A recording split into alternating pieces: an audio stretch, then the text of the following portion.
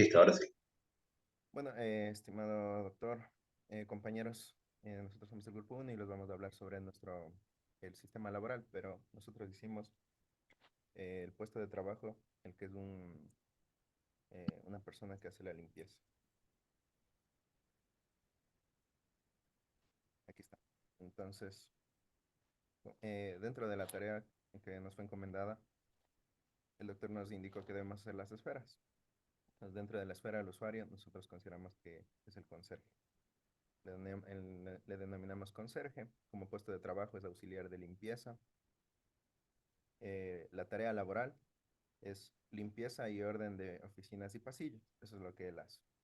Los medios de producción, hicimos una investigación donde vimos que eran todos los recursos que él utiliza para poder llevar a cabo la tarea laboral. Entonces, indicamos lo que es material de aseo, hojas de checklist, tiene un uniforme, tiene una bodega donde retira los implementos y tiene una señalética que es la señalética de piso mojado. Dentro de los elementos de entrada, tenemos como materiales ya propios lo que son desinfectantes, abrillantador, pañuelos, esponjas, atomizador, escoba, trapeador y coche de limpieza. La energía, se utiliza la energía, es mecánica, es propia del trabajador, es mano de obra manual.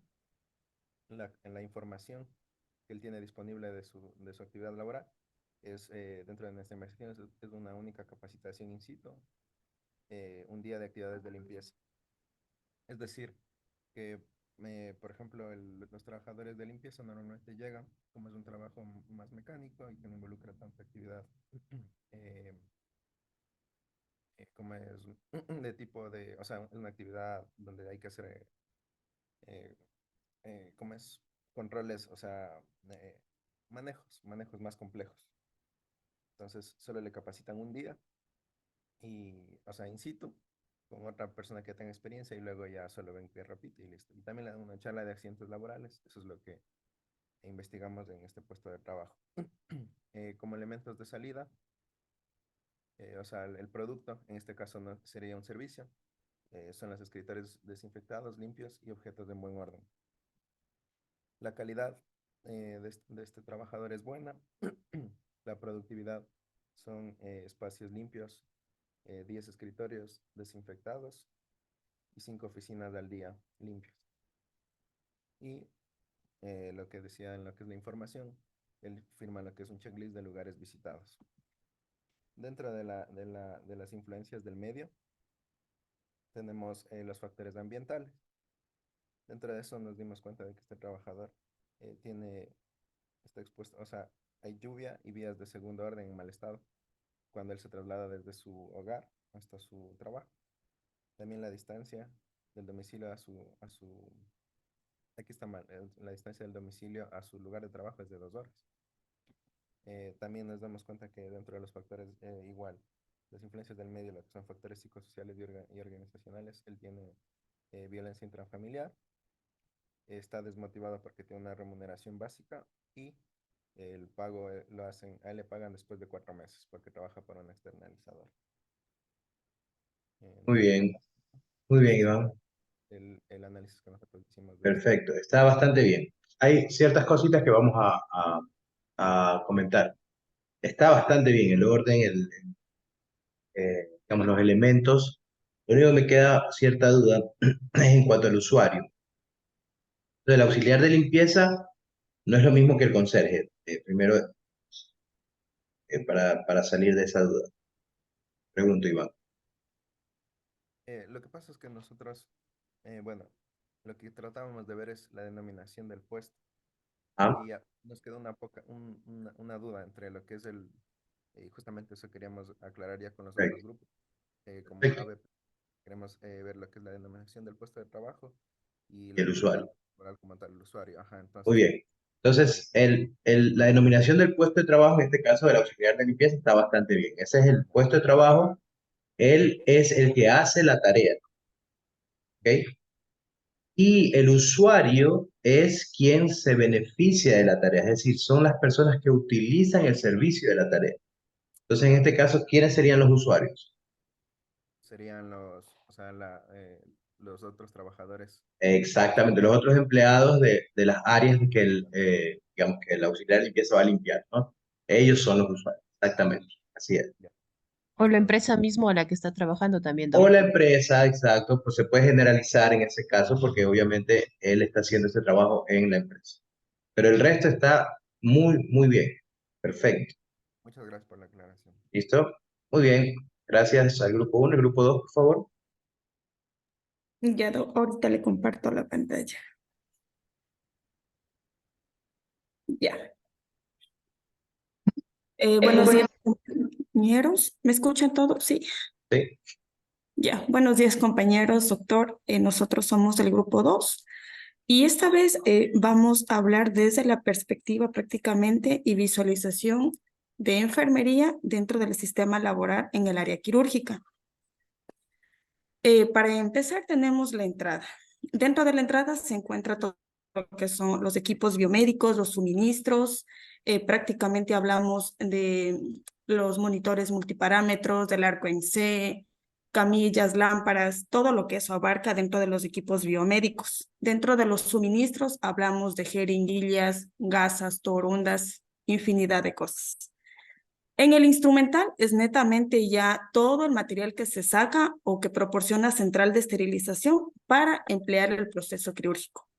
En la información prequirúrgica, nosotros aquí añadimos, desde el perfil de enfermería, nosotros hacemos una visita que prácticamente es después de la visita médica, obviamente, en donde nosotros sí ha habido especiales características que a los médicos se les ha pasado y nosotros hemos encontrado esos pequeños errores que prácticamente enfatizan para que una cirugía sea exitosa, como por ejemplo, ha habido casos que pacientes son diabéticos y la hidratación ha estado con lactato, no se ha dado cuenta ni los residentes, ni los tratantes, ni médicos, ni de anestesiología.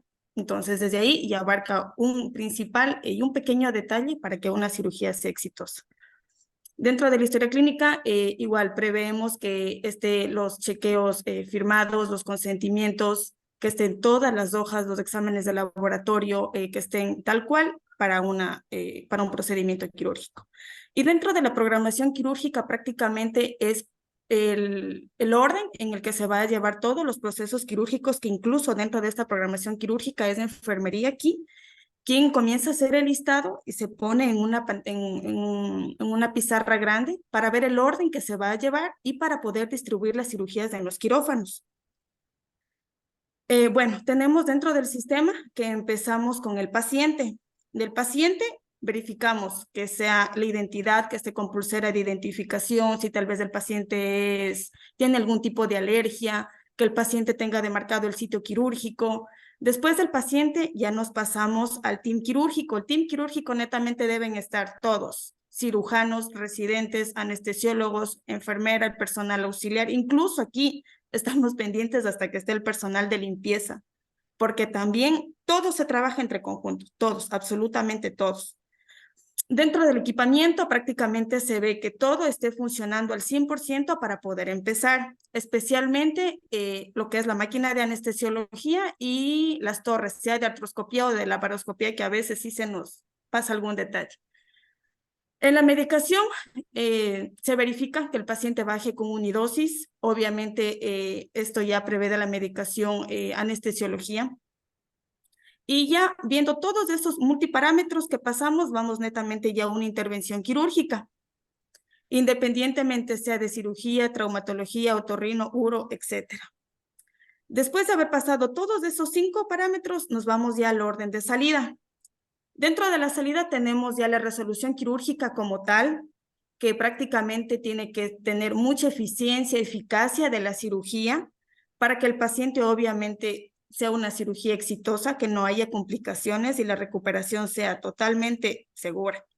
Dentro de la información se le da al paciente la información postquirúrgica, cómo ha salido de su cirugía. Obviamente, como enfermería no vamos a ahondar en detalles, ¿no? De que, qué sé yo, se encontró algo, algún quiste, alguna cosa dentro de algún procedimiento, ¿no? Solamente ahondamos En cosas básicas, ¿no? Que la cirugía ha salido bien, que tal vez se le sacó el apéndice, incluso se les demuestra el apéndice, que está rotulado, que se va con hoja de histopatológico, o sea, prácticamente perfiles básicos para que entienda el paciente, ¿no? Dentro de los equipos e insumos utilizados, perfecto, se ve igual que todo, los equipos, el material utilizado, tal cual se inició, se debe completar el material, sea material blanco o el instrumental, porque ha habido casos que se queda pinzas dentro del paciente. Y pues para finalizar tenemos la satisfacción del personal como personal de salud, que sea una cirugía exitosa, los familiares, obviamente que siempre van a estar pendientes del familiar que ya salga, que haya entrado a las 8 y es las 2 de la tarde, ya uno sale, y el paciente como tal, que es el usuario, el fin, quien va a recibir la seguridad de que fue una cirugía exitosa. Dentro de esto tenemos el ambiente, que sea la experiencia y la experticia tanto del personal médico como de enfermería, y la ética profesional. Dentro de esto, de todo esto aquí, entrada el sistema laboral y la salida, tenemos las influencias del medio, que prácticamente son los protocolos que nosotros llevamos. Dentro de los protocolos que se lleva aquí es que el paciente obviamente ya haya firmado todos los consentimientos, incluso dentro del quirófano ya se hace la cirugía segura, que es pre, trans y post dentro de los protocolos. Dentro de la tecnología es básicamente todos los equipos biomédicos que nosotros utilizamos. Y dentro de las políticas y normativas dentro de una institución que prácticamente debe abordar todo personal de salud, no únicamente enfermería como tal. Eso, doctor. Muy bien, Jessica, gracias. A ver, algunas cositas. Lo primero es que este es un sistema laboral de un área específicamente, o del, digamos, del personal de enfermería en un área, Ajá, ¿no? exacto. Entonces, sí, se puede hacer, pero ven cómo es muy extenso porque son muchas cosas. Sí. Lo ideal siempre es hacer el sistema laboral de una tarea específica de un puesto. Por ejemplo, Jessica, podría ser que la tarea de enfermería es instrumentar, por ejemplo, ¿no? Voy a ahorita a inventar. Entonces, de esa tarea ustedes hacen el sistema laboral, de la instrumentación, porque ahí sí ya va a ser más específico, digamos. Claro, porque aquí se abarcó todo, o sea, netamente Exacto. todo, pre, trans y post. Exacto, entonces es muy grande, es muy amplio y en realidad puede pasar esto, ¿no? Que nos quedan ciertas cosas en el aire y no, digamos, no tenemos específicamente de saber cuál es la tarea laboral que estamos evaluando, cuál es el puesto específico, bueno, sino que es muy amplio y esto puede hacer que obviamente digamos, no tengamos este recurso como algo que nos pueda servir al futuro. Entonces yo les recomiendo que especifiquen más una tarea específica. Por ejemplo, qué sé yo, administración de medicación postquirúrgica. Esa tarea, ¿ok? O, eh, qué sé yo, monitorización del paciente durante la cirugía. No sé, estoy pensando, ¿no? Sí, sí. Entonces, una tarea específica para poder hacer esto. Lo otro es que estos elementos que están abajo son parte de los recursos de entrada. Los protocolos, la tecnología, las políticas y normativas son parte de los recursos que necesita usted para hacer la tarea laboral. Más bien, en influencias del medio son cosas externas a la tarea laboral. Por ejemplo, que no haya agua en los quirófanos. Por ejemplo, que se vaya la luz en los quirófanos, ¿cierto? Por ejemplo, que no haya material, porque esto pasa, ¿no? Mucho, que van a operar a un paciente de la rodilla y resulta que no tienen los materiales para hacer la artroscopía, no sé, que no hayan equipos, no existan, ¿no? No, más bien eso, pero eh, los protocolos, todos los protocolos son parte de la información de entrada, las políticas y normativas también son parte de la información de entrada. Y la tecnología son parte de los equipos, pero que no exista cierto equipo, eso sí es una influencia del medio, ¿ok? Que no exista, por ejemplo, el equipo para hacer el arco en C, que no existe el arco en C, que es un problema, ¿no? Y es una influencia que se sale de nuestras manos, porque no hay, ¿no? Ya, Ok, entonces para que por favor hagan esas correcciones antes de subir la tarea hasta el domingo. ya. Listo, gracias. El grupo 2 por favor. El grupo 3 perdón. Buenos días, Doc. Ya le compartimos la pantalla. Gracias.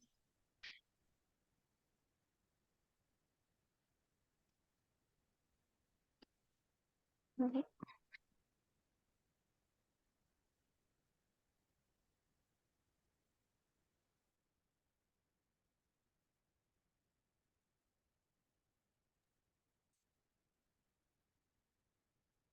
Ya. Buenos días, Don y compañeros. Nosotros somos el grupo 3 de la Cátedra de Ergonomía. Está conformado por los estudiantes Enrique Narváez, Andrés Filiberto, Valles, Diana Carolina, Guerrero, Guerrero Armas Carla, Villarreal Fuerte Madeleine, Inga Huelca Silvia, Juana Luisa Barragán Alison y Yespin Zumba Verónica.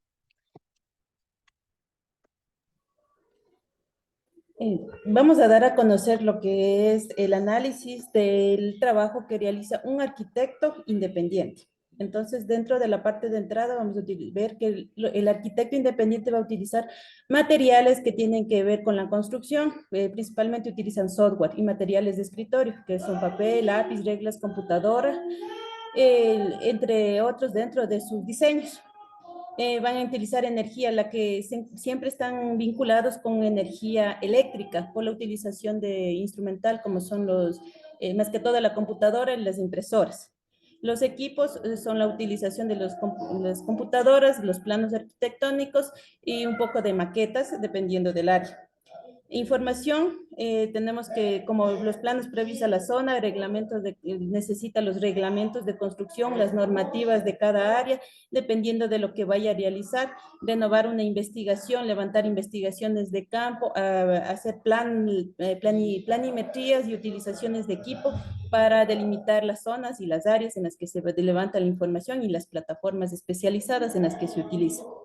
Dentro de lo que tiene que ver en el sistema laboral, el arquitecto independiente vamos a tener que tiene como tarea elaborar planos arquitectónicos y diseños arquitectónicos dependiendo de la institución en la que se va a desarrollar. Tenemos dentro de los medios de producción que van a utilizar computadoras, software de diseño, materiales de escritorio, materiales de dibujo y las impresoras que son los plotters. En el proceso se van a deber que tienen reunión primeramente con el cliente para desarrollar y establecer el acuerdo para la elaboración de planos, investigación y el análisis, trabajo en el territorio. En el diseño preliminar va a ser el estudio preliminar y la presentación de los primeros planos para ser aprobados por el cliente. Revisión y ajuste para nuevamente determinar cambios o ver si es que le gusta el arquitectónico, si es que está bien o si más que todo esté acorde a los lineamientos de reglamentos del área donde se va a construir. Elaboración del plano final y la aprobación y entrega final del proyecto con el análisis correspondiente aprobado según las áreas. El puesto de trabajo, que es un estudio arquitectónico, que es un espacio cerrado, muy pocas veces ventilado. También incluye visita al terreno para levantar información de la planimetría y residencia de obra. El usuario va a ser el cliente, puede ser una empresa o una institución, sea pública o privada.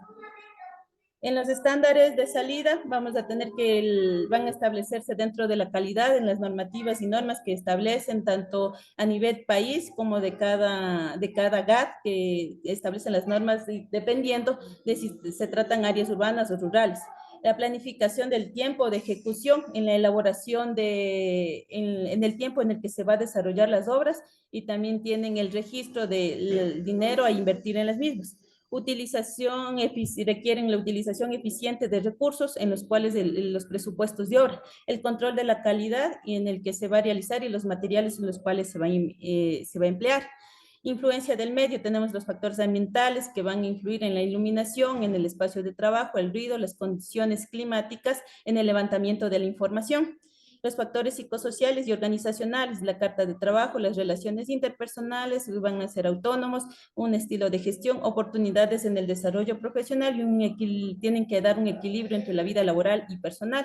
En algunas ocasiones siempre están vinculadas porque el desarrollo de la labor pueden ser dentro del mismo domicilio, entonces puede haber el vínculo o dejar de separar entre lo que es laboral y personal.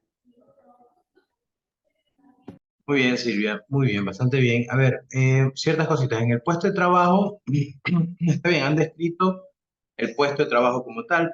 no se olviden de poner la nomenclatura. Entonces, el puesto de trabajo sería arquitecto independiente. Ese es el puesto de trabajo en un estudio de trabajo personal, terreno de construcción.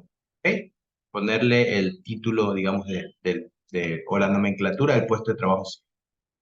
En cuanto a los elementos de salida, me quedan ciertas dudas. Ok, el elemento de salida va a ser, una vez que todo el sistema laboral ha confluido, ¿cuál es el producto final de esta tarea laboral? ¿Cuál sería, Silvia, el producto final?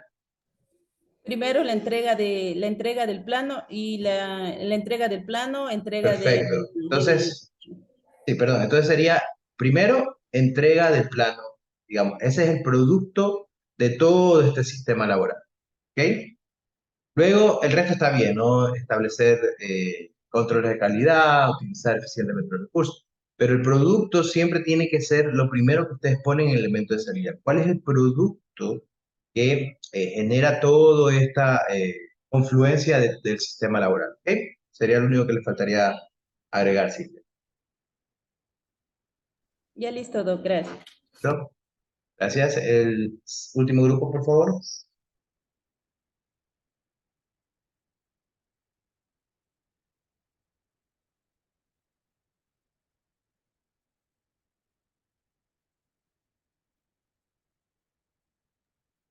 Buenos días, compañeros. Nosotros somos el grupo 4. Nosotros les vamos a presentar el sistema laboral de un médico residente en funciones hospitalarias en el área de medicina interna. Nuestros integrantes son el doctor Pablo Caiza, la doctora María Gracia López, la doctora Estefanía Olivo, la doctora Andrea Paredes, mi persona, Marina Pérez, y la doctora María Belén Plaza. Siguiente, por favor. Ya, en cuanto al sistema laboral, como les comentaba, del médico residente en funciones hospitalarias, tenemos como entrada los siguientes elementos, que serían, los materiales serían la estación de enfermería, la sala de espera, las camillas. En cuanto a los equipos, podría ser tensiómetro, estetoscopio, saturador de oxígeno, electrocardiógrafo, coche de paro. En cuanto a las energías, podríamos tener la energía eléctrica y en cuanto a los sistemas de información, también el computador. En cuanto a los medios de producción, en cuanto a la tarea laboral, tendremos la atención de pacientes hospitalizados. Los medios de producción sería el sistema para la historia clínica, que sería el PRAS. El proceso en sí es el seguimiento de pacientes por parte del médico residente. El puesto de trabajo es la residencia del área de medicina interna y el usuario sería el paciente ingresado en el área de medicina interna. En cuanto a los productos, el producto básico que nosotros estaríamos haciendo sería la atención médica. La calidad sería la visita médica por parte del médico tratante y del médico residente. En cuanto a la productividad, tendremos los pacientes ingresados a sala y pacientes dados de alta. En cuanto a la información, básicamente sería la historia clínica. En cuanto a esto, también tenemos influencias que pueden afectar, como serían las influencias del medio, los factores ambientales. En cuanto a los factores ambientales, tendríamos los elementos de higiene de manos que pueden afectar. Si es que uno no hace una higiene adecuada, podemos contaminar a esos pacientes y complicarlos. Debemos tener una adecuada ventilación para que justamente haya, para evitar que hayan bacterias o virus que también obviamente puedan complicar a esos pacientes y también al personal que trabaja ahí. Tener una temperatura adecuada para que tanto los pacientes se sientan bien como el personal que trabaja ahí.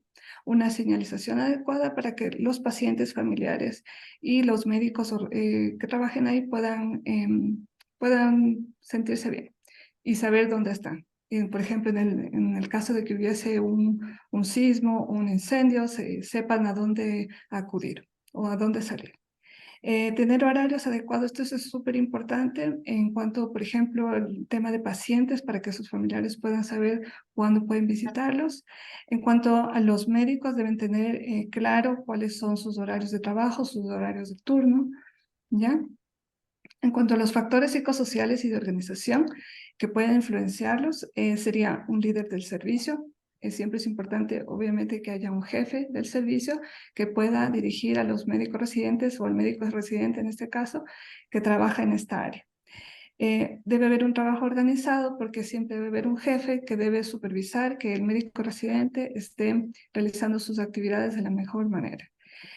Haya una carga horaria adecuada, eso es importante porque si este médico, por ejemplo, solamente está haciendo turnos cada 3, 4 días, es muy probable que se va a quemar, va a padecer un síndrome de burnout y por consiguiente no va a poder atender adecuadamente a los pacientes, puede hacer diagnósticos erróneos. Y también debe haber un compañerismo porque si es que entre médicos no se ayudan, obviamente va a haber un problema en el ambiente laboral y consecuentemente a nuestro producto, que sería la atención médica de nuestros pacientes. Eso. Muy bien, Marina. Excelente. Miren, este es el ejemplo de un sistema laboral y de una tarea laboral específica, ¿no? Atención de pacientes hospitalizados. Esa es la tarea laboral que se va a evaluar, porque un médico residente en funciones hospitalarias hace mucho más que solo atención de pacientes hospitalizados, ¿no? Puede tomar examen, qué sé yo, puede hacer trabajo administrativo, pero la tarea laboral que se está valorando ahorita es netamente la atención de pacientes solamente en la hospitalización. Por lo tanto, se hace mucho más conciso y claro todo el sistema laboral que se va a realizar. Miren cómo esto nos puede dar a nosotros una idea básica y clara de cuáles podrían ser los riesgos que puede tener un médico residente. Ya inclusive Marina nos decía, nos hablaba del burnout, nos hablaba de la sobrecarga laboral, ¿no es cierto? Son cosas que un médico residente podría tener. En trabajos más físicos también podríamos ver, ¿no? Pueden haber alteraciones posturales, pueden haber ciertas afectaciones del sistema musculoesquelético, ¿no es cierto? Entonces, ven cómo es importante realizar el sistema laboral. Un trabajador o un puesto de trabajo puede tener varios sistemas laborales dependiendo de las tareas que realice. Les voy a poner un ejemplo. Yo como médico familiar hice el sistema laboral de 3 tareas que yo hago, que es atención domiciliaria, atención en consulta externa y trabajo administrativo, porque a veces me toca ser líder de la unidad. Entonces, ¿para qué? Para tener en claro cuáles pueden ser las posibles riesgos que yo pueda tener. Y esto se lo entregué a mi jefe inmediato, que es ahora, y ya lo aplicó en otros lados, porque es importante que conozcamos todo esto de nuestros trabajadores y las personas que están trabajando en la parte ocupacional. Los invito a que realicen este sistema laboral de sus trabajadores, de las tareas que ellos realicen, y van a ver cómo inclusive ellos van a entender qué riesgos pueden tener y cómo evitarlos, ¿cierto? Es netamente para realizar prevención y conocer bien el puesto de trabajo que estamos evaluando, que estamos valorando, ¿no? Muy bien, muchas gracias al grupo 4. Perfecto. ¿Alguna duda, alguna pregunta sobre sistema laboral? ¿Está claro lo que es el sistema laboral? ¿Cómo realizarlo? ¿Sí?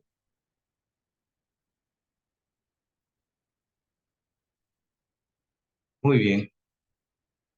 Si está claro, entonces vamos a meternos ahora sí de lleno en ergonomía como tal.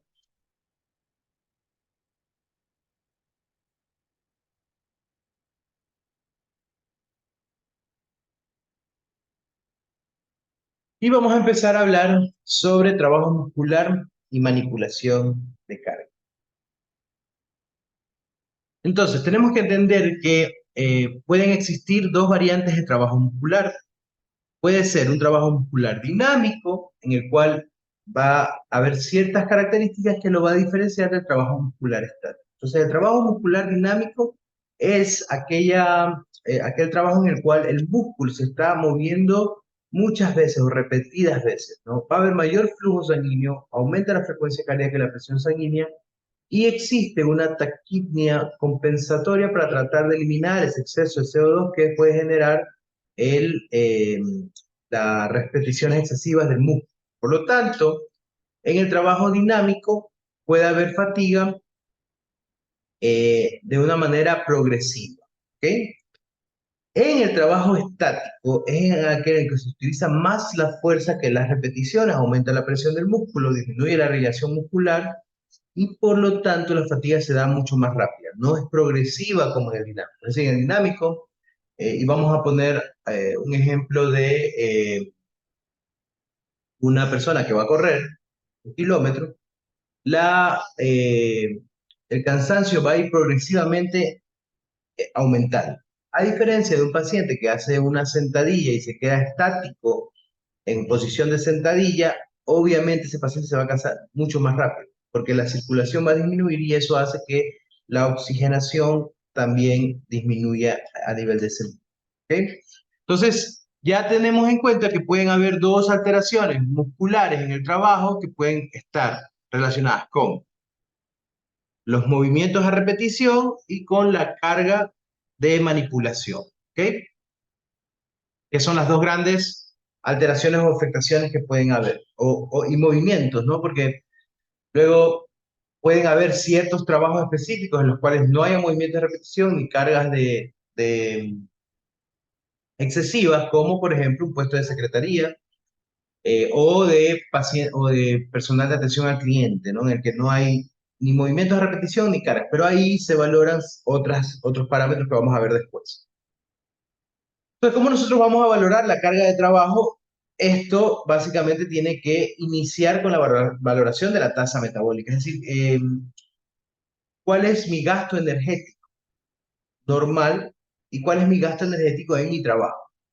La tasa metabólica es una conversión de energía química en energía mecánica y térmica y constituye una medida de costo o gasto energético asociado al esfuerzo muscular proporcionado por un índice numérico que es capaz de determinar el confort y la sobrecarga física. Es decir, para traducir esto a español, lo que nos quiere decir es que la tasa metabólica no es más que los requerimientos que yo necesito de energía para poder hacer mi trabajo o para poder mover la extremidad la parte del cuerpo que necesito para mi trabajo. Por ejemplo, si yo voy a utilizar en mi trabajo solo las manos, y es un trabajo leve, yo utilizo 15 watts metros cuadrados. Pero si es un trabajo intenso, yo utilizo 40 watts metros. Si en mi trabajo se requiere utilizar ambos brazos, mi, utilizo, si el trabajo es leve, 65 watts metros cuadrados, pero si el trabajo es intenso, puedo utilizar hasta 105 watts metros cuadrados. Vean cómo a medida que aumenta el paquete muscular, aumenta también la tasa metabólica. ¿Y qué pasa cuando se sobrecarga el músculo? Es decir, la tasa metabólica o la carga, perdón, excede mi tasa metabólica normal. Hagamos de cuenta que somos una botella de agua. Y mi botella de agua, o yo estoy presto para recibir 1 litro todos los días. ¿Qué pasa cuando en vez de recibir 1 litro, recibo 1,8 litros? ¿Qué va a pasar? Me voy a regar, ¿verdad? Excede esa capacidad que yo tengo, la capacidad funcional que tiene mi cuerpo para realizar la tarea. Por lo tanto, va a llegar algo que se llama fatiga. Y les pregunto, ¿es lo mismo fatiga que cansancio? ¿Qué me dice?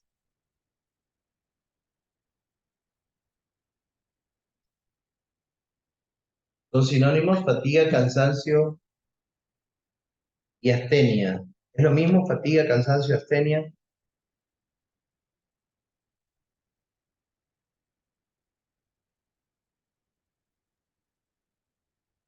Para mí sí.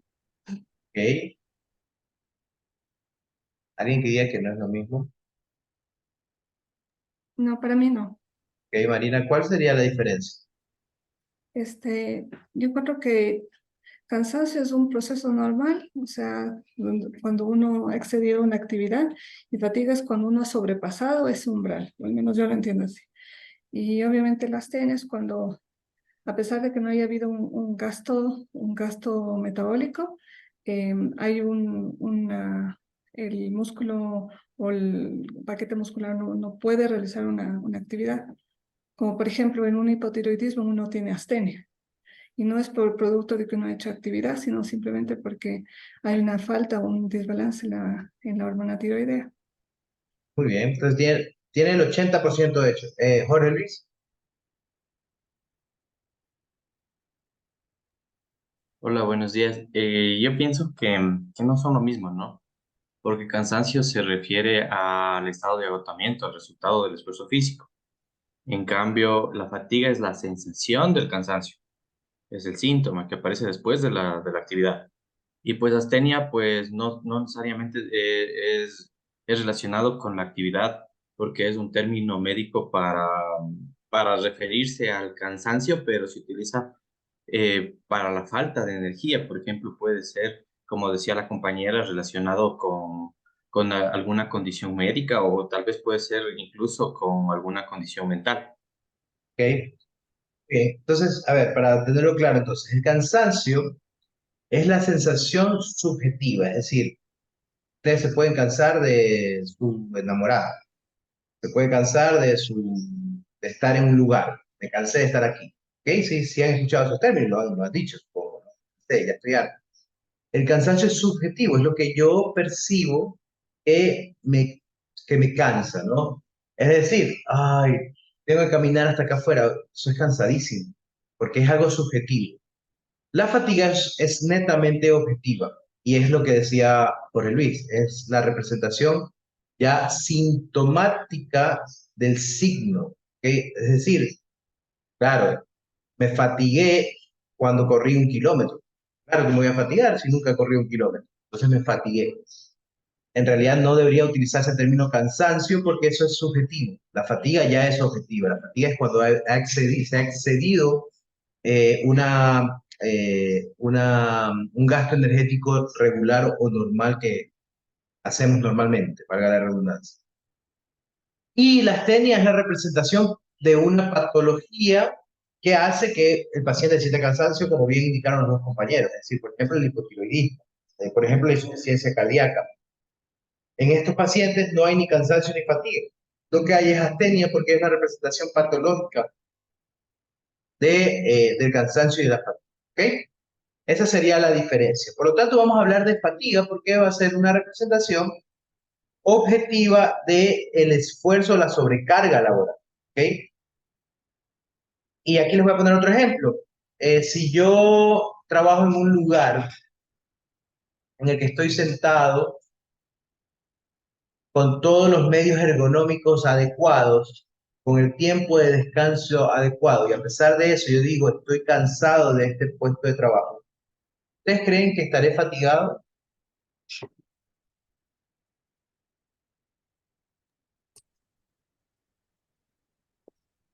No. No, ¿verdad?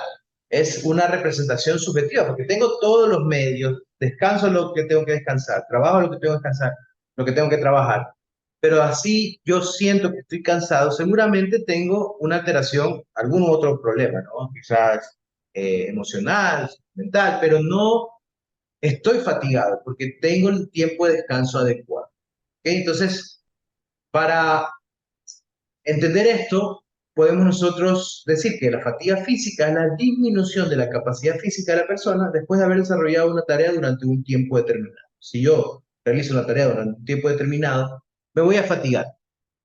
¿Cuáles van a ser los síntomas acompañantes de la fatiga? Cefalea, vértigo, alteraciones cardiorrespiratorias, trastornos de apetito digestivo, insomnio, desorden emocional, entre muchos otras alteraciones que pueden haber.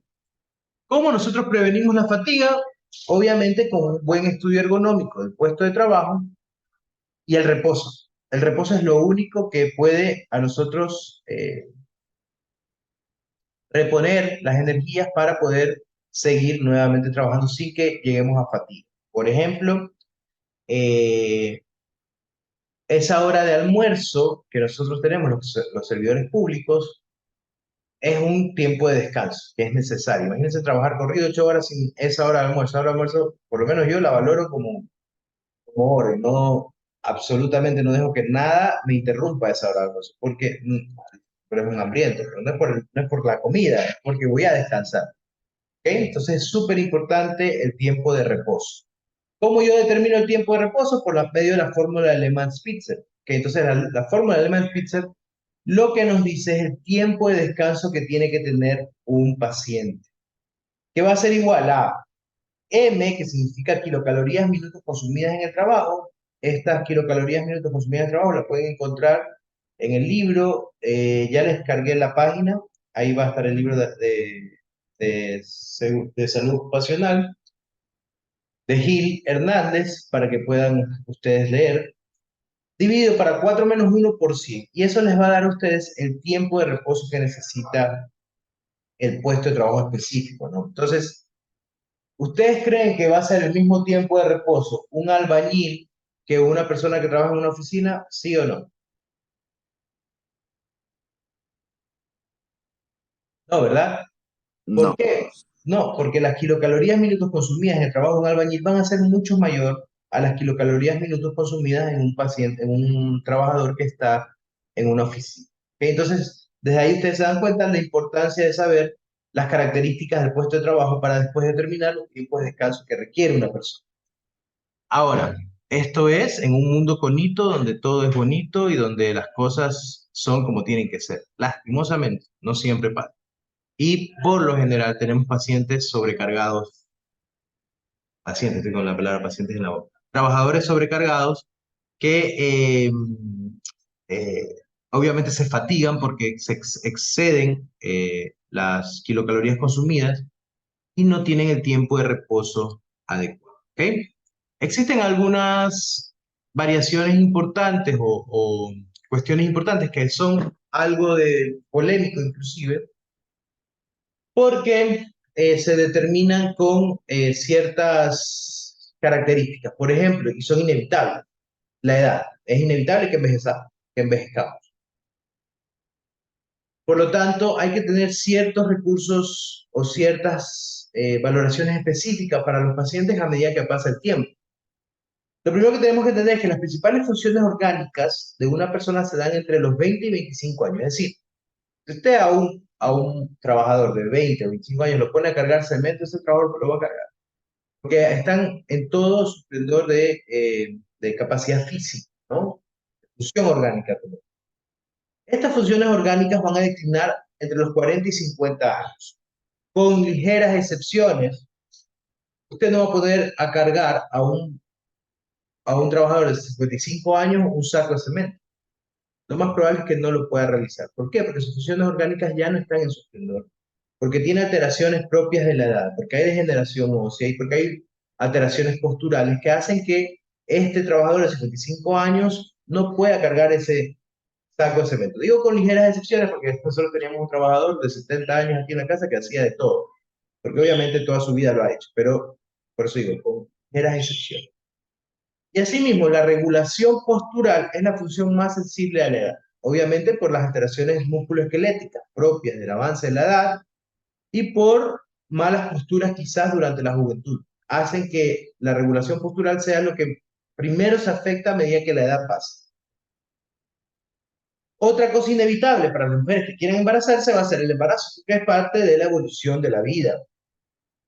La fatiga aumenta en la embarazada, aumenta el metabolismo basal y la función más afectada va a ser la osteomuscular, que tiene que ver con todo esto del metabolismo del hierro y del calcio. Por lo tanto, lo primero que se va a ver afectada, en cambio, la mujer embarazada es la función osteomuscular. Usted no va a poner a hacer cargas a una mujer embarazada, ¿no? Primero, porque es riesgoso para el producto, pero segundo, porque sus funciones osteomusculares van a estar disminuidas. ¿Qué hacer en estos casos? Despedirlos, dicen los jefes, ¿no? Eso es lo que ellos van a pensar quizás. Pero no, no es despedirlos, es primero entender que son situaciones inevitables, tenemos que hacer un buen estudio ergonómico y adecuar las funciones del puesto de trabajo a la persona y no la persona al puesto de trabajo. Antes, cuando se hacía la selección del personal, se lo hacía en base a las características del puesto de trabajo. Digamos, todavía se lo sigue haciendo así, pero ahora se valora mucho más las características del trabajador y dónde ese trabajador puede a nosotros aportarnos un plus en la empresa, ¿no?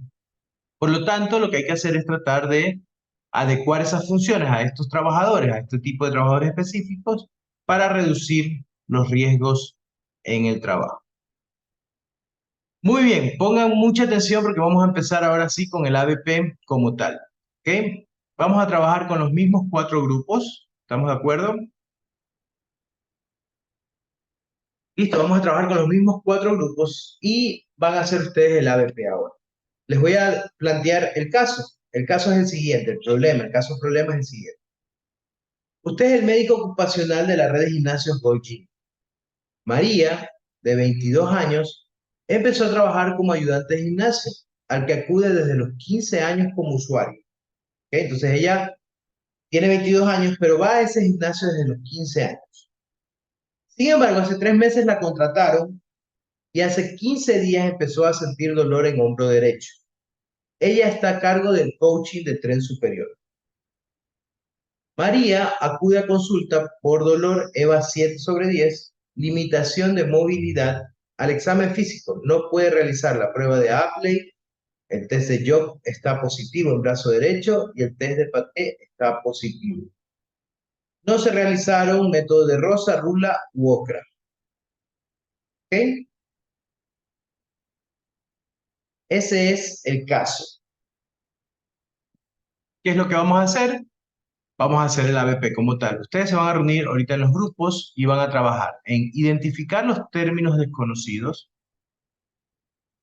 elaborar la lista de problemas, van a jerarquizar los problemas, van a explicar los problemas y van a establecer hipótesis. ¿Ok?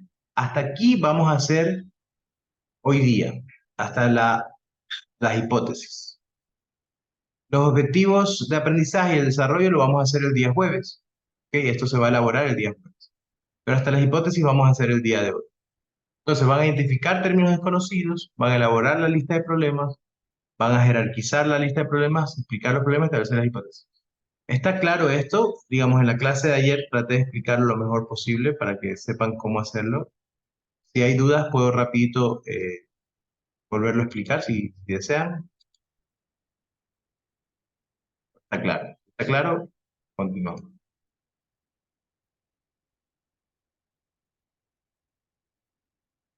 ¿Está claro entonces? Las preguntas, estas aparte, es algo que yo quiero que ustedes elaboren para que analicen. Primero, ¿qué lesión podría tener María? Quiero que de estas 3 hipótesis que ustedes van a plantear, me digan, no, son 3 hipótesis, pero lo que nosotros creemos que tiene María es esta alteración. ¿Cuáles pueden ser las posibles causas y cómo prevenirlas? ¿Qué puede estar causando esta lesión en María y cómo nosotros como médicos ocupacionales podríamos prevenir estas lesiones en María? ¿Ok? Entonces vamos a volver de nuevo al caso y vamos a hacer ahorita rápido un ejercicio para ver si está claro. ¿Cuál es el primer punto en el ABP que se hace? Definir términos. Perfecto. Términos ¿Qué desconocidos. términos desconocidos ustedes encuentran en este caso? Menos Silvia y César, que ya nos dijeron definir términos. El resto, ¿qué términos desconocidos ustedes pueden ver en este caso? El método de Rosa, Rula u Ocra. Perfecto, los métodos, ¿no es cierto? O Andrea, el test de Job, el test de Job o el test de Mateo. los test, perfecto. ¿Qué más? ¿Algún otro término desconocido que les llame la atención? El coaching del tren superior. Perfecto, coaching de tren superior. ¿Qué será eso? ¿Qué abarca? Muy bien. ¿Qué más?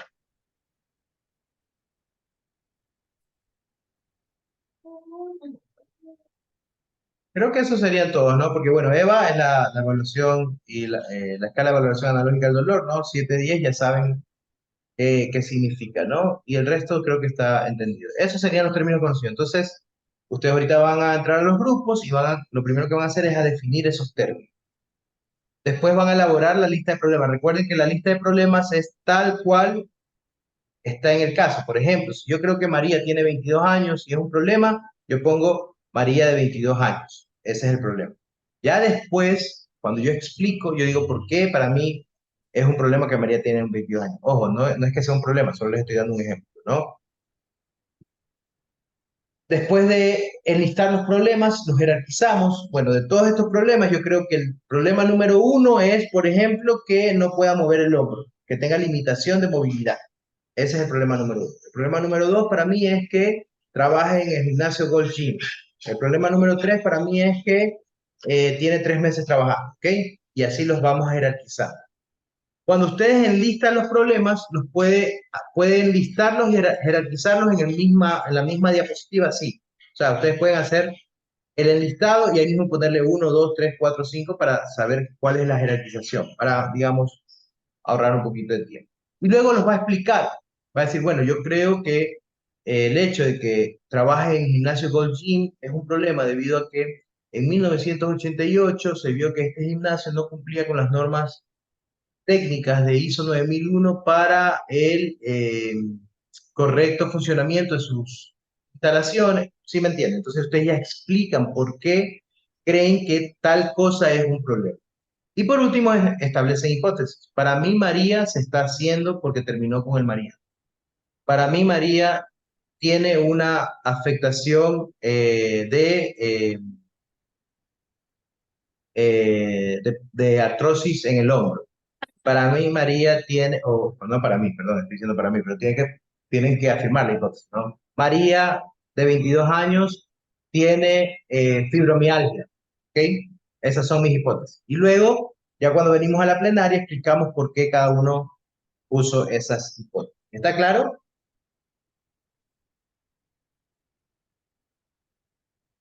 ¿Dudas, preguntas o inquietudes? Ok, entonces, vamos a trabajar ahorita hasta las 10. Vamos a tener un receso de 10 a 11. De 10 a 10 y 45, ¿ya? Para que no sea para salir un poquito más temprano. Y a las 10 y 45 volvemos, venimos a la plenaria, me dicen qué les hace falta para trabajar hasta las 12 más o menos. Y que ya quede establecido los objetivos de aprendizaje para poder desarrollar las presentaciones del jueves. ¿De acuerdo? Sí, doctor. ¿Listo? Muy bien, entonces voy a abrir las salas para que ustedes se vayan ingresando en sus grupos, tal como estuvieron establecidos el día de ayer, por favor. Pero vaya a coger el taburete.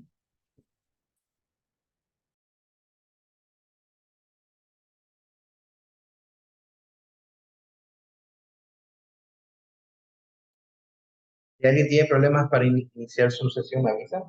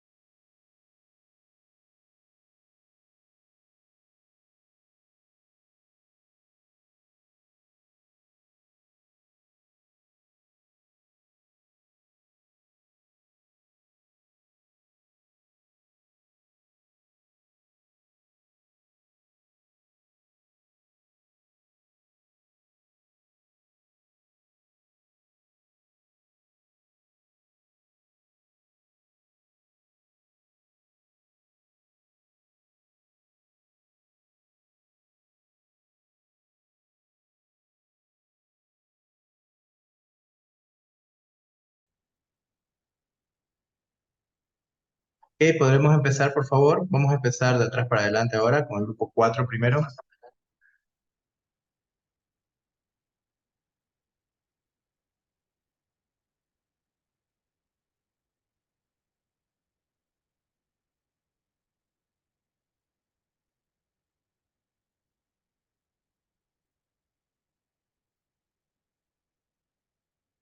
Buenos días. ¿Puede verse mis diapositivas?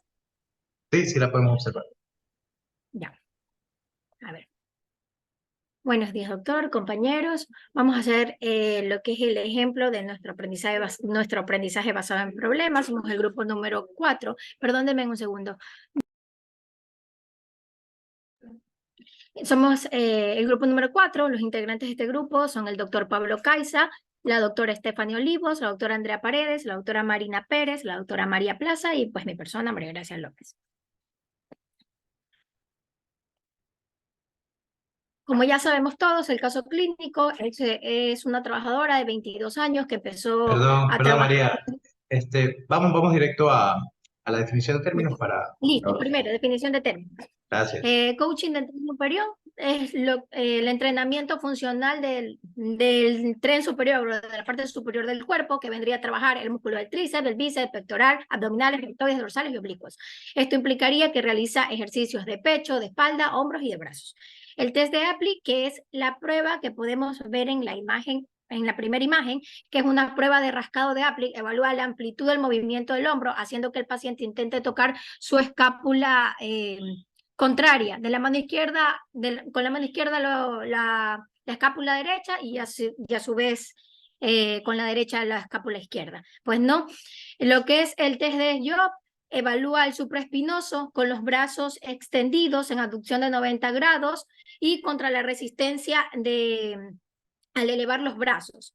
Y por último, el test de Paté, no sé cómo se pronuncia, Paté, explora al infraespinoso, hace que el brazo se flexione el codo se flexione en 90 grados y se pide al paciente que se realice la rotación externa habiendo resistencia con el hombro.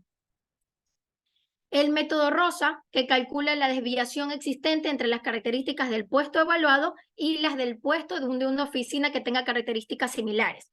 El método Rula, que evalúa la exposición de los trabajadores a factores de riesgo que pueden ocasionar trastornos en los miembros superiores del cuerpo, como posturas repetitivas, movimientos repetidos, fuerzas aplicadas, actividades estáticas del músculo esquelético. Y por último, el método OCRA, que es el método que evalúa la exposición de movimientos y esfuerzos repetitivos de los miembros superiores. En la lista del problema tenemos primero el dolor agudo con una escala de EVA de 7 de 10, segundo la limitación funcional, tercero la presentación, que es aguda desde hace 15 días, y el lugar donde se trabaja, que es coaching del tren superior. La jerarquización, el orden como nosotros hemos creído que es el problema principal. Primero, pues el dolor agudo. Todo paciente va al doctor si primero siente el dolor. Segundo, lo que es la limitación, lo que no realiza lo que realmente realizaba o no le permite realizar su trabajo de manera eficiente. La presentación como tal, que ya sabemos que es aguda desde hace 15 días, posterior al inicio de su labor, que vendría a ser lo que es el entrenamiento del tren superior. En definición de problemas, pues el dolor en hombro derecho, primero, que es la representación aguda, que ya lo sabemos, aparece posterior a la exposición laboral, la limitación funcional, que pues limita a realizar esos rangos articulares pasivos o activos y impide el trabajo de manera eficaz. Y por último, el área de trabajo, que inicialmente fue contratada como ayudante de gimnasio y actualmente desempeña como coaching de tren superior, lo que va a exacerbar esa patología, ya que lo que le duele es la parte superior de su cuerpo y es lo que más tiene que trabajar repetidamente. En hipótesis, primero, podemos decir que podría haber una lesión del hombro por carga inadecuada, por una técnica inadecuada, desarrollo muscular deficiente para la actividad que está realizando, la ergonomía deficiente del puesto de trabajo, porque de repente puede estar mucho tiempo con las manos levantadas o apoyadas en algún lugar cuando está después de que explica la técnica, desconocimiento de las posturas adecuadas para realizar el entrenamiento y la sobrecarga laboral sin una evaluación clínica previa. Tal vez ella ya tenía algún tipo de dolor de lo que hacía normalmente sus actividades o sus ejercicios, porque ella lleva 15 años yendo al gimnasio como usuaria y no se valoró esa situación clínica de ella y tal vez con la carga laboral se está exponiendo más y pues está afectando pues mucho más su patología. ¿Qué lesiones podríamos tener? Primero, manguito rotador, porque tenemos que está positivo la prueba de Job, si mal no recuerdo, eso lo decía en el caso clínico. Podemos tener una tendinitis o tendinosis del suprainfraespinoso, podemos tener una bursitis subacromioclavicular o un pisamiento subacromial. Las causas por las cargas pesadas inapropiadas, posturas inapropiadas, el no realizar calentamiento antes de los ejercicios. Y como prevención, primero, pues el calentamiento antes del ejercicio. Mejorar la parte de la ergonomía para realizar estos ejercicios y mejorar también la técnica y disminuir las cargas. Así pues aguante, ¿no? No sobrepasar estas cargas. Gracias.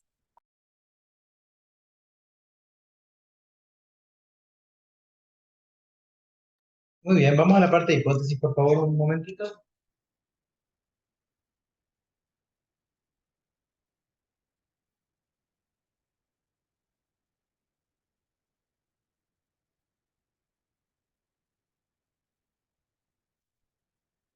Ok, entonces, está bien, han desarrollado más de 3 hipótesis y todas son afirmativas, lo cual está muy bien, ¿no?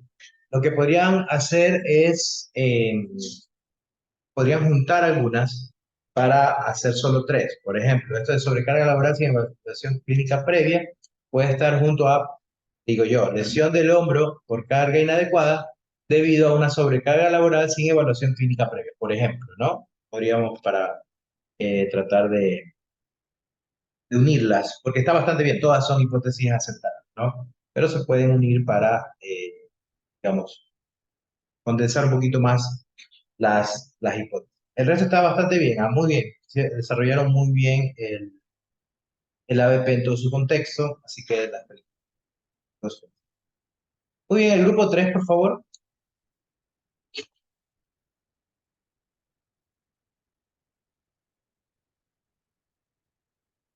Ya le comparten, Doc. Un momento, por favor.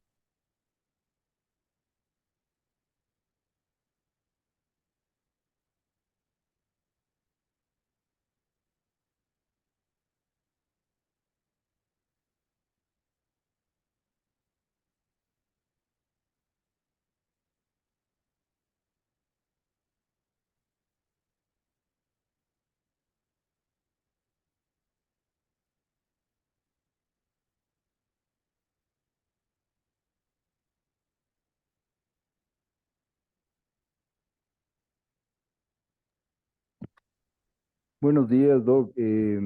Nosotros somos del grupo 3, los integrantes, los mencionados, Cedeño Saltos Anthony, Enríquez Narváez, Valle Diana Carolina, Guerrero Armas Carla, Villarreal fue el Madeleine, Inga Wilka Silvia, bueno, Luisa Barragán Allison y Spin Zumba Verónica. Sigamos, por favor, el caso ya lo sabemos. Bueno, básicamente hemos tomado los términos desconocidos, los cuales ya pues habíamos tenido una pequeña introducción. El coach de tren superior, prueba de Apley, test de Job y los mencionados, ¿sí? Y básicamente nos vamos a enfocar que el coaching de tren superior es el entrenamiento prácticamente que va a incluir el pectoral, la espalda, hombros, bíceps y tríceps. Sigamos, por favor.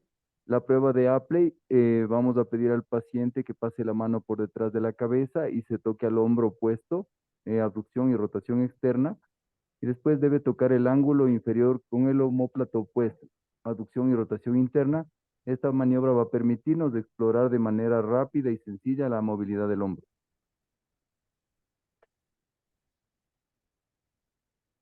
El test de Job, el objetivo de este pues es valorar el músculo supraespinoso y su inserción tendinosa, ¿sí?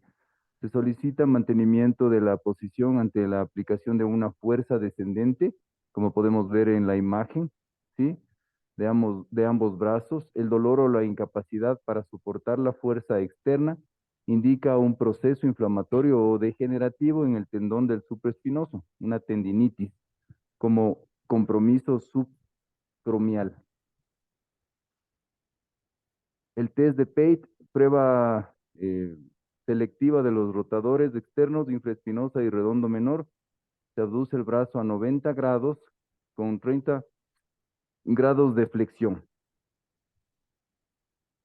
Ya, el método de Rosa, el método de Rula y el método de Okra, pues el primero pues es una herramienta herramienta ergonómica diseñada para evaluar y mejorar la ergonomía en trabajos de oficina y actividades relacionadas con el uso de pantallas de visualización de datos. Rula es una herramienta de evaluación ergonómica que se utiliza para evaluar los riesgos de lesiones musculoesqueléticas relacionadas con la postura y los movimientos de los miembros superiores. Y el método de OCRA, pues, es una herramienta ergonómica utilizada para evaluar los riesgos de lesiones musculoesqueléticas en trabajadores que realizan tareas repetitivas. Ya, nuestra lista de problemas básicamente se ha basado en la escala visual analógica 7/10, el dolor, limitación a la movilidad, inexperiencia como coach y edad temprana en el gimnasio. Jerarquización de problemas, dolor en hombro derecho, limitación a la movilidad, ayudante de gimnasio, coaches de 3 superior, escaso o ningún conocimiento. Ya, en la explicación de los problemas, de establecer las hipótesis, tenemos las siguientes. María está experimentando una lesión en el manguito rotador del hombro derecho, lo que explica el dolor, la limitación de movilidad y los resultados positivos en los test de Job y Pate. Antecedente de iniciar actividades de gimnasio a temprana edad y sin supervisión. Nuestra hipótesis 2, pues, la sobrecarga y el uso repetitivo del hombro derecho en sus tareas laborales como ayudante de gimnasio podría ser, puede ser la posible causa de la lesión.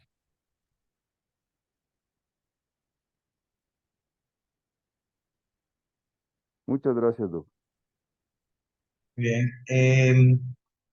Las preguntas finales no las respondieron, por favor. Si no las han respondido todavía, antes de subir la tarea, por favor, respondan. De todo el trabajo. Las 3 preguntas que estaban al finalizar. Muy bien. Grupo 2, por favor.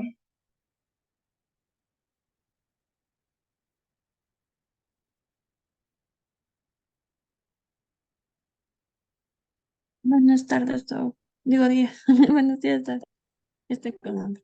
El grupo 2 está conformado por Alexander Dargo, Stephanie Cajas, Jessica Chango, Jorge Cárdenas, Sebastián Kawaski y mi persona es Olga Larza.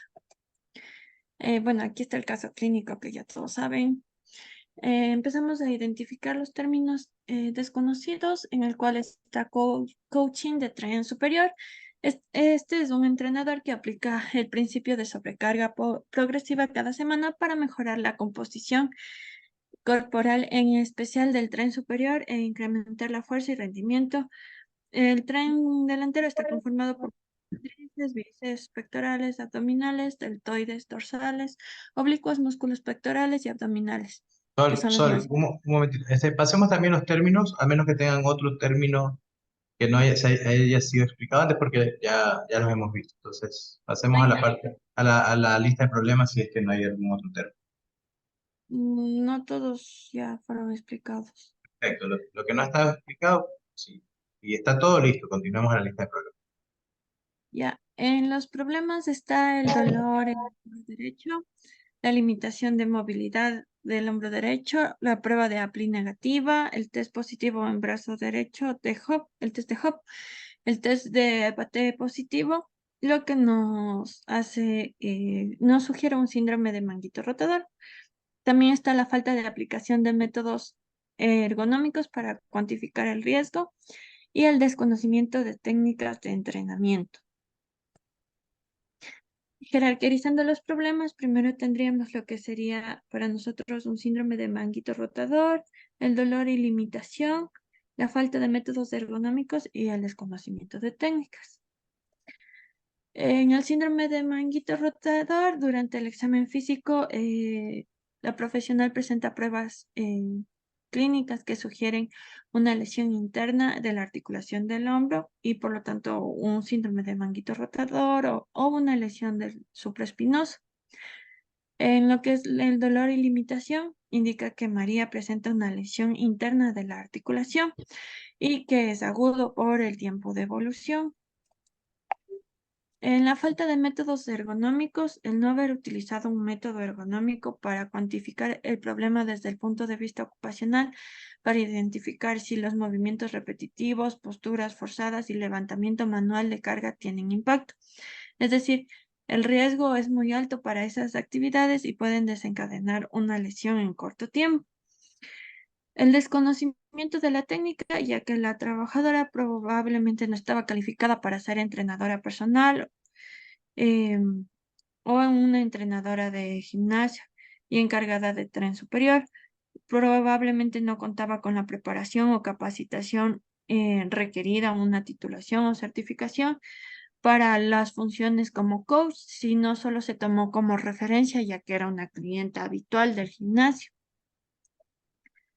En la hipótesis está que María padece de un síndrome de manguito rotador por lesión del supraespinoso. Otra de nuestras hipótesis es que María se lesionó porque desconoce la técnica de entrenamiento, ya que sus conocimientos son netamente empíricos. Y también que con un sistema laboral adecuado, en la que se evalúa el riesgo ergonómico, se previenen lesiones en los entrenadores. Gracias. Muy bien, muchas gracias. Lo único, en cuando hagan la jerarquización de los problemas, son tal cual ustedes han enlistado los problemas, lo único que hacen es ponerlos en el orden de categoría, porque aquí ya están haciendo un análisis. Eso ya lo hacen en la explicación de los problemas. Está muy bien, ¿no? Han explicado cada uno de los problemas en base a lo que ustedes son. Pero aquí en la jerarquización es tal cual está en la lista de problemas. Solo lo único que hacen es ordenarlos de acuerdo a cuál les parece a ustedes que es más o menos importante. Y ya después ustedes dicen, claro, nos parece que el dolor y la limitación de esfuerzo es más importante porque es parte de un síndrome diagnóstico, un síndrome de manguito rotador que tiene tal y como lo han hecho en la explicación del. ¿Ok? El resto está muy bien. Grupo uno, por favor.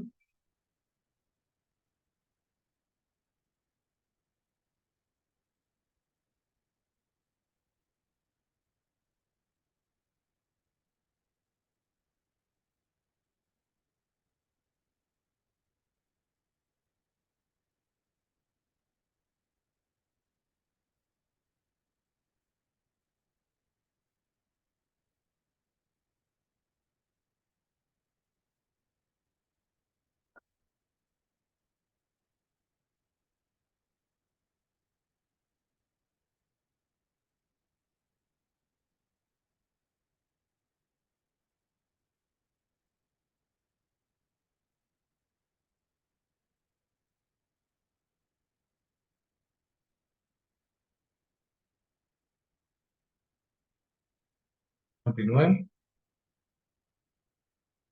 Vamos directo a la lista de problemas.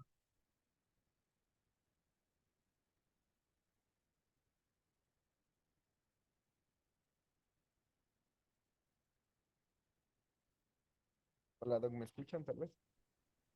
Ahí, creo que tengo problemas con... ¿Se me escucha, doctor? Muy despacio, Iván, si te puedes acercar un poquito más al micrófono y A ver, bueno, ahí ojalá me logren escuchar. Mil disculpas por el tema, ya voy a solucionar. Bueno, nosotros elaboramos nuestra lista de problemas, en el cual consideramos que el tema de que sea un ayudante de gimnasio a los 22 años, el tema de la edad, el cambio de ambiente, de ser usuaria, de ser estudiante, a ser coaching, el tiempo que está haciendo la actividad física, que son 7 años, el tema de que haga la actividad que sea coaching de tren superior. También tenemos como lista de problemas el dolor EVA 7/10, que tenga limitación a la movilidad, que tenga un test de evaluación de lesión del manguito rotador positivo y que no haya aplicación de los métodos de evaluación ergonómica. Serían nuestros problemas, ¿no? un ratito, Iván, por favor pongan atrás para solo. Está muy bien, lo han hecho de manera eh, ordenada, de acuerdo a cómo iban apareciendo los problemas en el caso. Eso es lo ideal, ¿no? Ir leyendo el caso e ir sacando los problemas y sacando los problemas. La única cosa que les quiero indicar es que, por ejemplo, en este problema, en el antepenúltimo, que han puesto test de evaluación de lesión del manguito rotador positivo, yo les recomiendo, esto en general para todos, que no hagan esto. ¿Por qué? O sea, que pongan test de Paté, yo positivo y Apple, no sé, no recuerdo bien cómo estaba en el caso, pero que los pongan, porque si yo ya pongo test de evaluación de lesión de manguito rotador positivo, todo mi ABP se va a dirigir hacia este problema. Pero sabemos que estas evaluaciones pueden darnos lesiones de otros tipos o de parte del manguito rotador y no solamente de todo el paquete, ¿cierto? Entonces, si ya ustedes enfocan un problema así, ustedes ya se van a dirigir solo, digamos, lo hacemos de manera inconsciente, ojo. No es algo que yo haga porque quiero hacerlo, lo hacemos ya de manera inconsciente. Entonces, la idea del ABP es abrir el abanico para que la mayor cantidad de información útil ingrese y luego nosotros discernir, ¿no es cierto? Y decir, no, esto no nos sirve, esto sí nos sirve, esto es lo que voy a aprender, esto es lo que necesito saber. Entonces yo les recomiendo que lo pongan, por eso les digo, los problemas son tal y como están en el caso. Esta interpretación que han hecho acá arriba de 7 años que yo está bien, porque en realidad es lo que está pasando. Pero si ustedes ya ponen test de evaluación de lesión de manguito rotador positivo, inconscientemente, ojo, su panorama diagnóstico se cierra y por lo tanto van a pensar solamente en lesiones de manguito rotador positivo. ¿Ok? Entonces, solamente ese detalle. Continuemos, Joan. Gracias. Ya, entonces en este caso, jerarquizamos los problemas. Lo hicimos, consideramos que el dolor es, al ser algo agudo, al ser algo que le inestabiliza al trabajador, entonces lo pusimos en ese orden. El dolor EVA 7/10, que tenga limitación a la movilidad, también lo consideramos importante. El test de evaluación bueno, los test que usted, el test de Hove, el test de Apple, el test que estaban positivos. El coaching de tren superior, que es ayudante de gimnasio a los 22 años. El cambio del ambiente de usuario a coaching en ese orden, que tenga 7 años de actividad física. Y como último le ponemos que no se aplicó a los métodos de evaluación ergonómica. ¿Ya? Ya, entonces, la explicación de los problemas, bueno, eso ya se explicaron, ¿verdad? Los problemas. Vamos a avanzar, por favor. Lo que es el dolor. Entonces, nuestras hipótesis son tres. Hicimos que María tiene tendinitis del manguito rotador debido a una inadecuada prevención de lesiones de miembro superior. Esa sería una de nuestras hipótesis. La otra sería, María presenta una ruptura de fibras musculares por una técnica inadecuada en el ejercicio. Y la tercera sería, María presenta lesión del manguito rotador por sobrecarga y movimientos repetitivos del miembro superior. Esas tres son las que nosotros consideramos. Ya. Entonces, las preguntas. ¿Qué lesión podría tener María? Nosotros respondimos tendinitis del manguito rotador. ¿Cuáles podrían ser las posibles causas? Aumento de la frecuencia en la actividad laboral. ¿Ya? Puede ser falta de análisis de riesgos laborales. Y la tercera también consideramos una inadecuada técnica laboral. Establecimos como prevención que el cumplimiento para lo que es eh, la inadecuada técnica laboral. Aquí, para la inadecuada técnica, porque consideramos que tal vez no tiene el título o la experticia. Entonces, la prevención, nosotros introducimos que debería ser un cumplimiento de la norma para el ejercicio de la actividad profesional. Y en nuestra investigación encontramos que debería tener un título de técnico superior de acondicionamiento físico o afines. Es decir, debe estar acreditada para ejercer la actividad laboral. No basta solo con haber estado 1 año o 2 años en o sea, haciendo ejercicio como estudiante para poder ser eh, entrenador, que eso es algo que también evidenciamos que no se cumple en los gimnasios. Entonces, eso sería una de las cosas que nosotros consideraremos como de manera preventiva. La otra sería para lo que es en la causa, que es aumento de la frecuencia de la actividad laboral. Consideramos que tal vez podría ser que no hay un cumplimiento de la jornada laboral. Como manera preventiva establecimos lo que dice la ley, que se debería hacer una jornada ordinaria de 8 horas, con 1 hora de descanso que es para el almuerzo. Y para lo que es, en cambio, falta de análisis de riesgos laborales, establecimos como medida preventiva identificación, análisis de riesgos laborales y aplicación de la medida preventiva. ¿Con qué método? Nosotros leímos los 3 métodos y establecimos que el RULA podría ser un método adecuado porque es de miembro superior. También establecimos como prevención control subsecuente por el médico general y el médico ocupacional, y que también como prevención le dimos que haga ejercicios de calentamiento, estiramiento y enfriamiento muscular. Eso es mi doc. Muy bien, ¿ah? Muy bien el grupo 1. Solamente cambiarle eso que les indiqué de, de esa interpretación que hacen del problema y ponerlo tal y como está en el caso, pero el resto, perfecto. Así se hace una apertura de la ABP, así es como se tiene que establecer y jerarquizar, y así es como se tiene que establecer las hipótesis. Muy bien, ¿ah?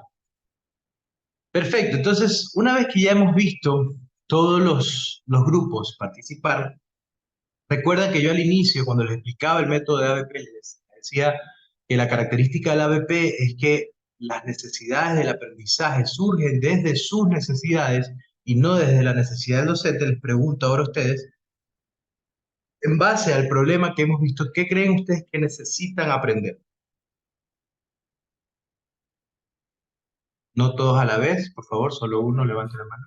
Los métodos y las técnicas, las de RULA. Perfecto, los métodos y las técnicas para valorar riesgos. Muy bien, sí. ¿Qué más? Iván. Exactamente, yo considero que deberíamos aprender todos los métodos, o sea, los métodos ergonómicos para evaluar, conocer cómo son, qué son, cómo se mide, y también bastante lo que es la norma. Ok. La norma, todo lo que es tema de ergonómicos, tal vez me imagino habrá leyes o Ok. habrá en lo que es en el SUD también ha de haber algo de Perfecto. Entonces, ¿te interesaría conocer normativas sobre las cargas, sobre, exacto, cuántos serían los pesos? perfecto, la manipulación de las cargas? Muy bien, listo, Iván, gracias. ¿Algo más que quieran aprender? Sí, Doc. Alexander. Sí, quería comentarle yo, de pronto nos puede ayudar a realizar un informe sobre el análisis de puesto de trabajo en el que incluye el tema ergonómico. Perfecto. Entonces, ¿cómo hacer un informe? Muy bien, Alexander. Correcto. ¿Cómo redactar un informe sobre, eh, digamos, las alteraciones ergonómicas que puede haber? Y aquí les voy a dar Así es, Doc. les voy a dar un tip y una página que es súper buena para eso. Silvia, ¿va a decir algo? Los seguimientos de acuerdo a la ergonomía, los seguimientos y los controles de los trabajadores, de acuerdo a Ok. la carga. ¿Qué tanto, muy bien, qué tanto hay que hacer seguimiento de los pacientes? Ok, El plan de acción para intervenir en carga de los trabajadores. ok, ¿les parece que manipulación de cargas también en movimientos repetitivos? ¿Les parece que también es importante aprender eso? Sí, porque eso también se maneja. En el caso son movimientos repetitivos en los que establece. Tanto ella tiene que saber para sí misma como para indicar a su... Perfecto, muy bien. Entonces, obviamente cuando uno hace ejercicio, los movimientos repetitivos son parte del proceso. Perfecto, ¿qué más? ¿Qué más les interesaría saber? ¿O qué más les interesaría aprender en parte hacia el problema que hemos planteado y al tema de ergonomía?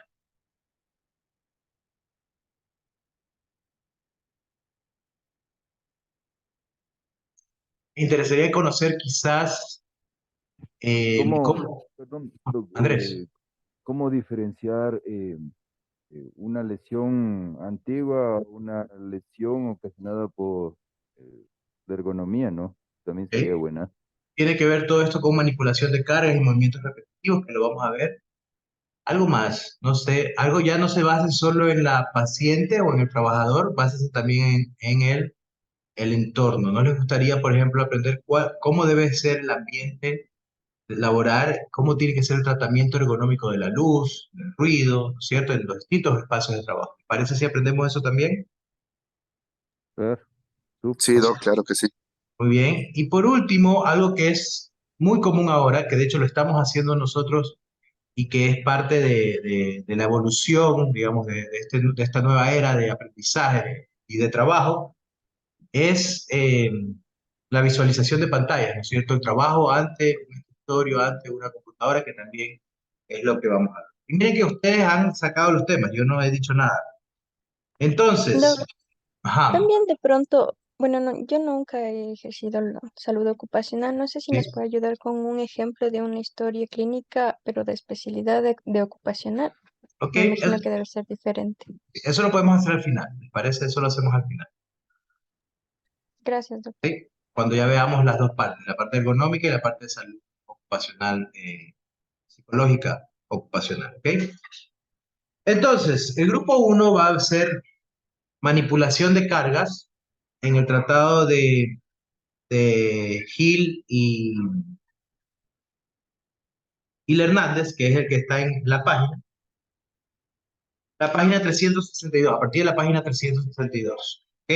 Manipulación de cargas, y nos va a enseñar el método de valoración de riesgo de NIOSH, N-I-O-S-H, NIOSH, o NIOSH, no sé. Soy Manaba, entonces nosotros pronunciamos como se ve, NIOSH, ¿ok? Estamos, grupo uno, manipulación de cargas, la página 362 y el NIOSH. El grupo 2 va a ser movimientos repetitivos,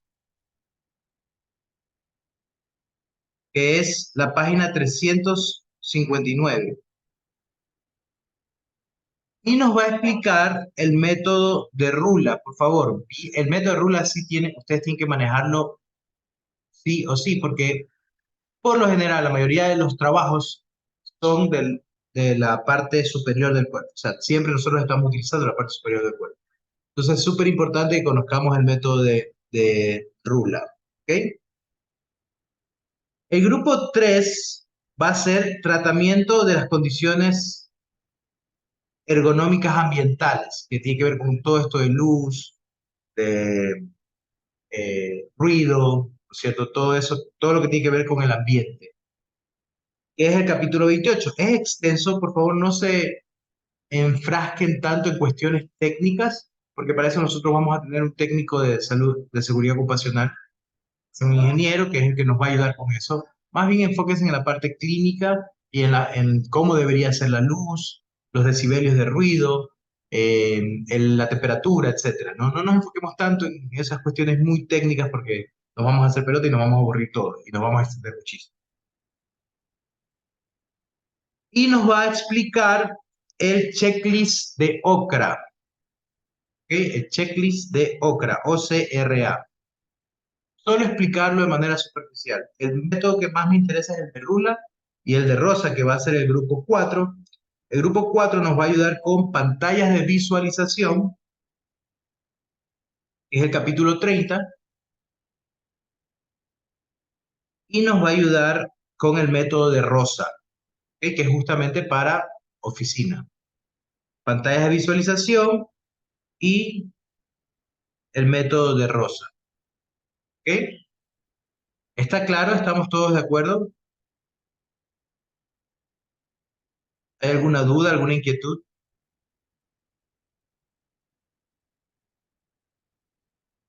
Doctor, disculpe, o sea, ¿tenemos que presentar en un número determinado de diapositivas? Sí, el tiempo de exposición es de 30 minutos por grupo, para que más o menos hagan el cálculo.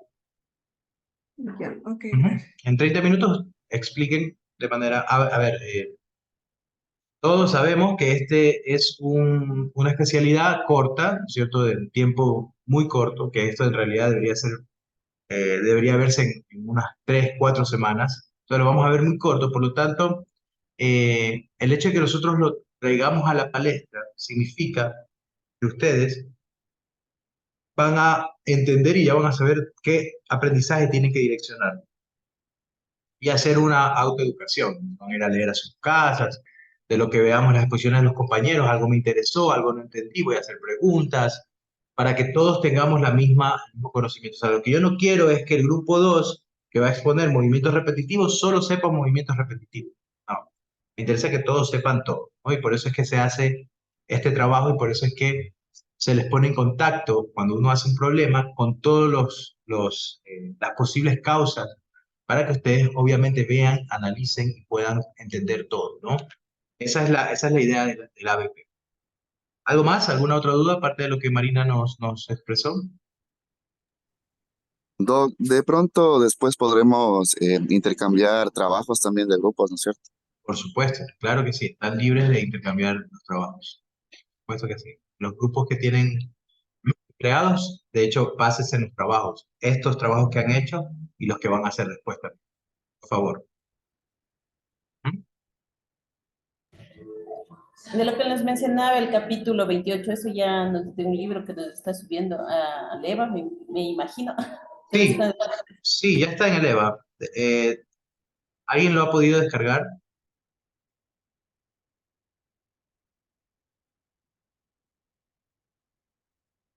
Revisar igual.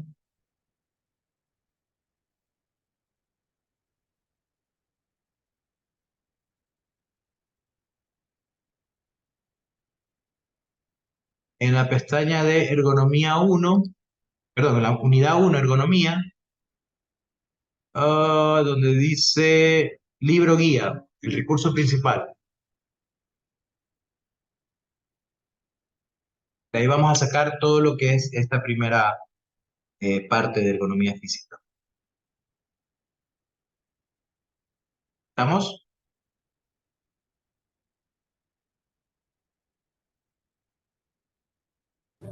Sí, sí, está, gracias. ¿Ok? ¿Algo más?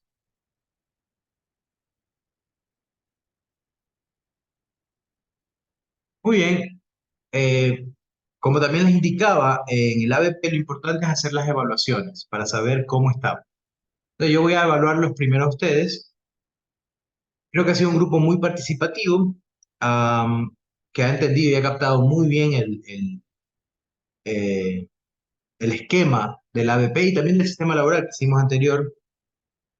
Por lo tanto, los felicito porque para los que no han tenido contacto con esta técnica de aprendizaje, lo han hecho bastante bien para hacer la primera vez. Entonces, los felicito bastante. Supongo que los grupos que tenían mejor desempeño es porque había alguien que ya había realizado el y por lo tanto, obviamente, se notó. Pero todos los grupos en general han estado muy bien en el ABP. Son esas pequeñas cuestiones que hay que analizar. Y obviamente, a medida que hagan más ABPs, van a desarrollarlos más. La ABP finaliza con un post-test que lo vamos a tomar el día jueves, después de las exposiciones de ustedes. ¿Ok? Ahora me interesaría saber qué les ha parecido a ustedes el método, a los que no han estado en contacto con el método, obviamente.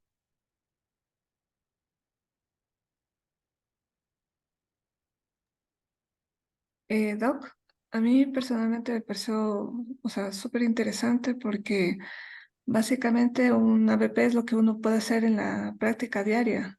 O sea, uno cuando desconoce un tema empieza primero a hacer una lista de problemas y empieza a investigar y justamente en base a esos problemas, a esos casos que uno ve, es como lo que a uno más le queda. Entonces yo encuentro que este tipo de método es súper bueno. Muy bien, muchas gracias, Marina. ¿Alguien más que quiera contar algo? Doc, buenos días. Sí. Bueno, en realidad creo que es una manera un poco más simplificada de realizar una investigación.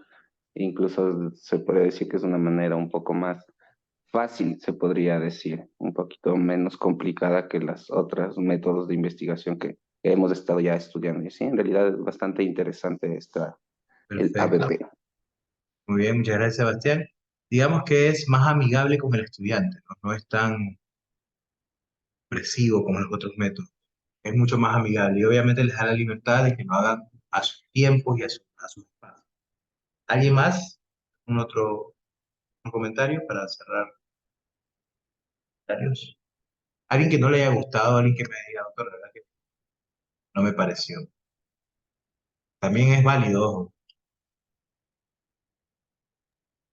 No, de hecho, yo creo que la mejor manera de aprender es del ABP porque es el aprendizaje basado en problemas, como su nombre lo dice, entonces, súper bien.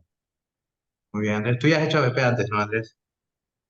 Sí, sí, sí lo he Claro, hecho y es bueno claro. porque ves la perspectiva de desde otro punto. Así es. Se ve de manera integral el problema y no solo nos dirigimos a un tema. Entonces eso hace que nuestros conocimientos sean mucho más amplios y significativos, que es lo que a la larga queremos. Muy bien, ¿algún otro comentario que tengamos, sino para dar por cerrada la clase del día de hoy?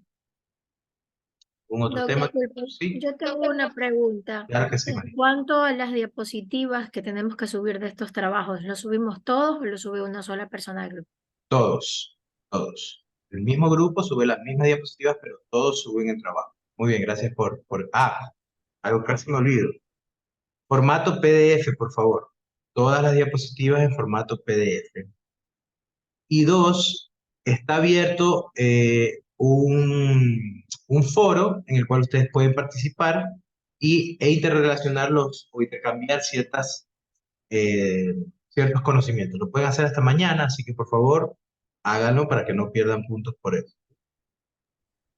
Doc, de pronto las diapositivas de la primera clase nos va a subir al EVA. Están ya en el EVA. Están donde dice clases de ergonomía. Ahí Solo está. A está ver, la clase 2, parece, Doc. claro, afuera está solo la clase 2, pero donde dice clase de ergonomía, ustedes hacen clic ahí, ingresan, y está ABP, ergonomía e introducción, y bueno, pantalla de visualización de datos, que en teoría teníamos que darlo, pero por el tiempo no lo vamos a dar. Ya, muchas gracias, Doc. Ujú. ¿Listo? ¿Estamos? Ok, hay cosas también que les iba a indicar que, por ejemplo, la legislación, la parte de legislación lo van a ver en otro módulo, no sé si ya la estén viendo, pero ese es otro módulo, por lo tanto no vamos a entrar mucho en eso, legislación. Pero sí me comprometo a hacer una historia clínica ocupacional al finalizar el módulo para tener una idea de cómo abarcar y cómo hacer la historia clínica ocupacional. ¿Ok? Gracias, Doc. ¿Listo? Listo, compañeros. Nos vemos entonces el día jueves a las 6 de la tarde. ¿Ok? Que tengan un buen fin de semana. Pasen bien. Gracias, Gracias, Doc. doctor. Gracias, Hasta doctor. luego. Gracias, Doc. Gracias.